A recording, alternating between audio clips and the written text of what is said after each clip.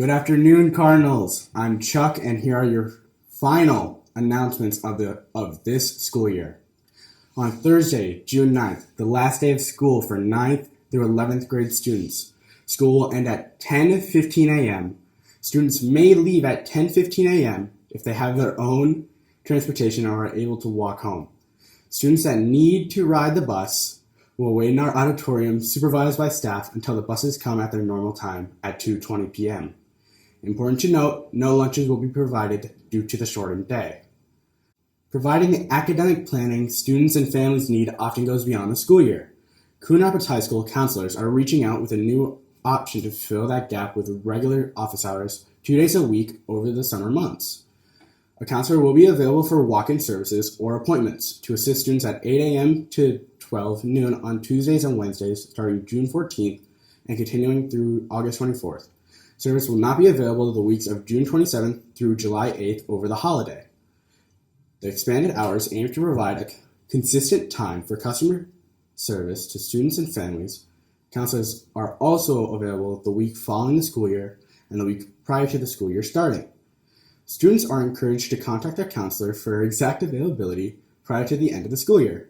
During the summer, please call Sarah Rutledge at 763-506-7320 to schedule a meeting. When dropping in, please go directly to the counseling office for attendance. Today's lunch will be mini corn dogs.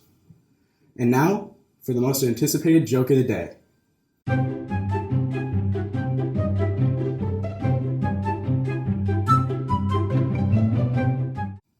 What kind of shoes do burglars wear? Sneakers. Have a great day, Cardinals. You ruined it!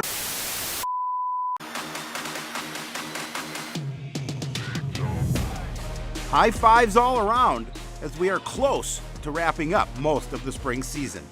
We will show you both the lacrosse squads as well as wrap things up for baseball and softball. The best is coming your way. Sports Night is next. So the Cardinals opened last week's double elimination section tournament as the number 6 seed traveling to take on third-seeded Centennial. The Cougars jumped to a big lead early in the regular season meeting between the two and cruised to a 14-8 win. Cardinals knew limiting the big innings for Centennial would be key to staying on the winner's side of the bracket. Coon Rapids starts the scoring in the second. The squeeze is on. Sammy Lee bunts. Caden Kleba fields it and fires wide at the plate. Zach Novak scores on the error. Cougars get an out at third, but the Cards are on the board. Centennial strikes back in the bottom of the third. Bases loaded. Nobody out for Brendan Hemmer, and he launches it to straightaway center over the head of McCullough and off the wall. 2 runs will score, and the Cougars take the lead. And they weren't done in the inning. Jake Slipka coming to the plate next. He grounds it to first base. Patrick Wright tries to get the lead runner at home, but Vinny Rice slides in safely to put Centennial up by 2. Will Whalen next at the dish, and he'll drive in one more deep fly ball to center. McCullough is there for the out, but it's deep enough for Hemmer to tag and score on the sacrifice. 4-1 Centennial after 3. Same score into the 6th inning. The Cardinals start the inning with 3 straight singles. Mason Myrie drops this one into left center. That will allow Novak to score from second. Deficit back to 2. That's as close as it would get. Cardinals trying to rally in the 7th. Novak with a blooper down the right field line. Looks like it's going to fall, but Aaron Skrypek lays out to make the diving catch and end the ball game. Cardinals sent to the consolation bracket with a 4-2 loss. The Cardinals were in Blaine on Thursday facing their crosstown rivals in a must-win game. The Bengals were upset by 7th-seeded Duluth East, so they came in looking to take out some frustrations. The Bengals beat the Cardinals by a single run in early May, so this game came down to who could get the better start to keep their season alive.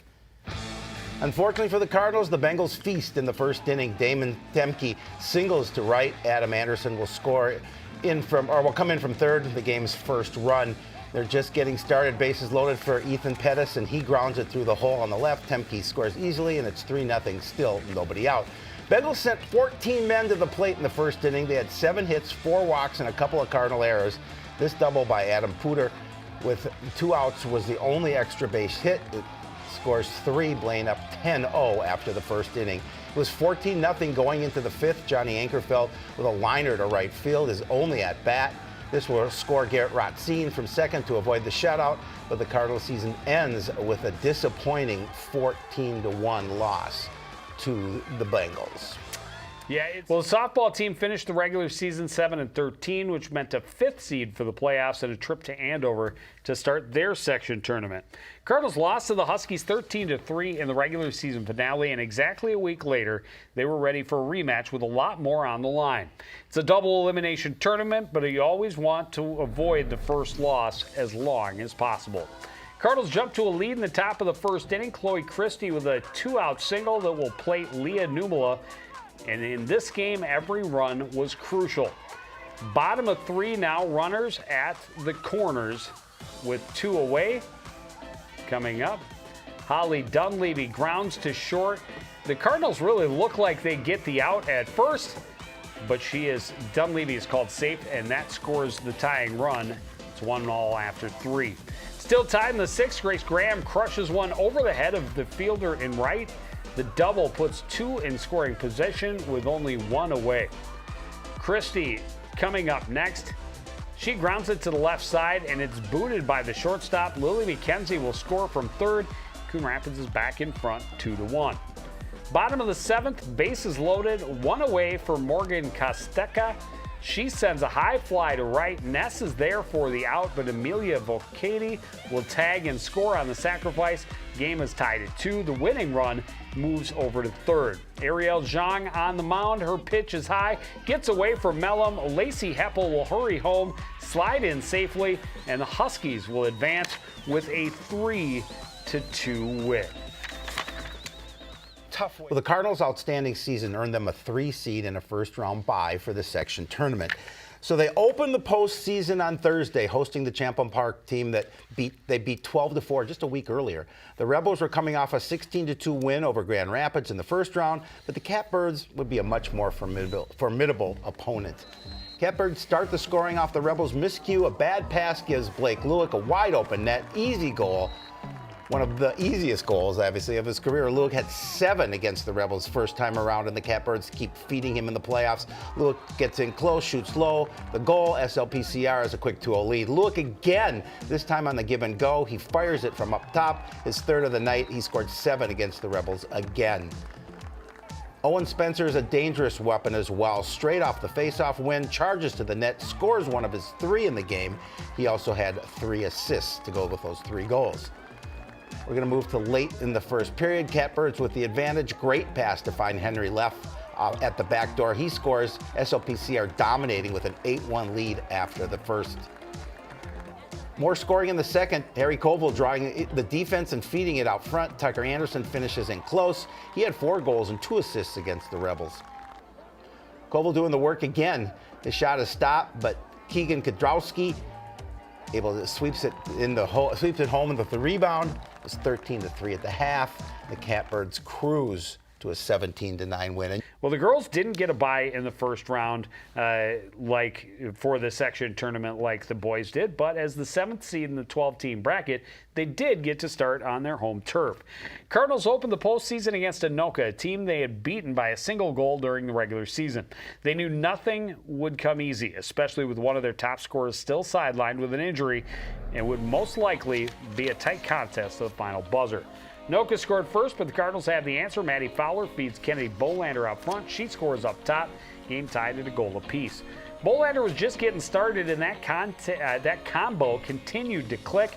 After another, Anoka went up again. Fowler finds Bolander out front. She scores again. It's 2-2. Cards take the lead just a minute later. Katie Wigan finds Delana Washburn in the hole. She scores her first goal of the season, puts Coon Rapids in front 3-2. Final seconds of the first half, game tied at 3. Sam Marnholz launches it downfield. Wigan able to scoop it up on the run. She scores with just under 20 seconds left in the half, and the Cardinals go to the break up 4-3.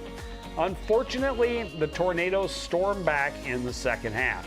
Layla Alm weaves her way out front, scores low. Her third of the game put Anoka in front 5-4. Cardinals had a tying goal waved off, and that put more wind behind the Tornadoes' sails. Taylor Paquette racing from behind the goal line and scoring to put Anoka in front 8-5. They just kept coming. Anoka outscored the Cardinals 7-1 in the second half. Sidney Meyer's tally put them in front by 4 with 7 minutes left. Anoka ends the Cardinals season with a 10-5 loss.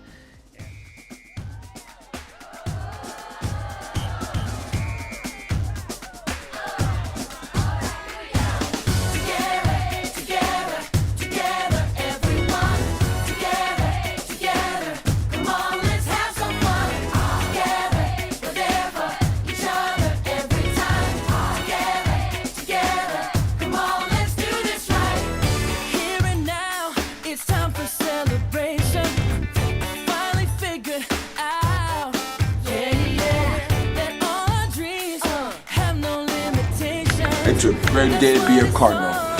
You know it.